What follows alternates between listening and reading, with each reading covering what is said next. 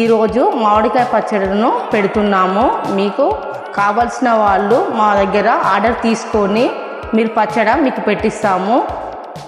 ఎవరికి మీకు కావాలన్నా కూడా మా దగ్గర కూడా అందుబాటులో కాయలు కూడా దొరుకుతాయి. మీ కింద కామెంట్ బాక్స్లో మీకు కాయలు కూడా మేము మీకు ఎలా తీసుకోవాలన్నది కూడా మేము చెబుతాము. మీకు కావాల్సిన వాళ్ళు పచ్చడి కూడా ఆర్డర్ పెట్టుకోవచ్చు. సంచారమే ఎంతో బాగున్నది.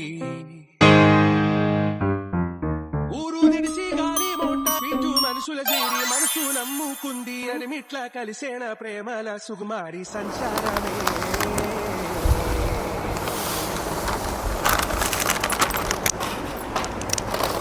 సంచారమే ఎంతో బాగున్నది. ఆనందమే ఉన్నది. ఇది జీరా పౌడరు. మనము ఎన్ని ముక్కలకు అట్లా మన క్వాంటిటీ ప్రకారంగా జీరా పౌడరు.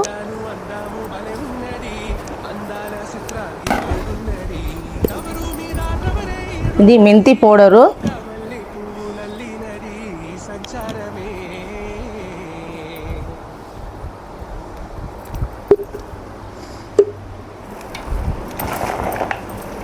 అంటే పేస్ట్ కాక ఇది ఇలా. ఆవాల పౌడరు.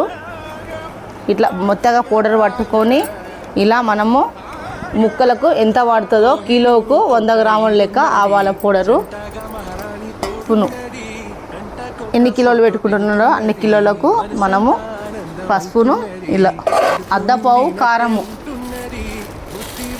ఎన్ని కిలోలు ఉంటే అన్ని కిలోలకు అన్ని అద్దపావుల కారం.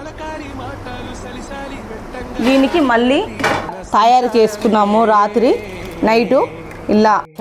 ఇలా ముక్కలకు అన్నీ కలుపుకుంటున్నాము. మీ అమ్మమ్మలు చేసిన పచ్చడను మీకు గుర్తుకొచ్చే విధంగా టేస్ట్కరంగా బాగా రుచికరంగా ఉంటాయి. ఇది తింటే మాత్రము మీరు మళ్ళీ మర్చిపోకుండా ఈ పచ్చడి కావాలని అంటారు.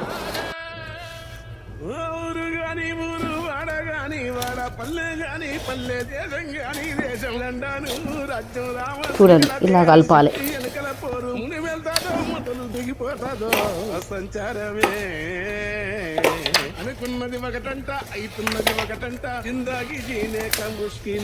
ఇలా 2 చేతులు పెట్టి మనము పచ్చడకు మన ముక్కలకు మంచిగా ఎంత మంచిగా కలిపితే అంత రుచిగా అంత బాగుంటుంది పచ్చడ.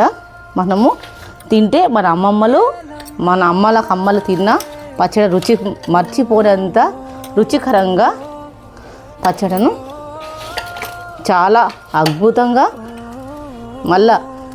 మళ్ళీ కావాలని పళ్ళెంలో వేసుకుంటే అంత బాగా ఉంటుంది.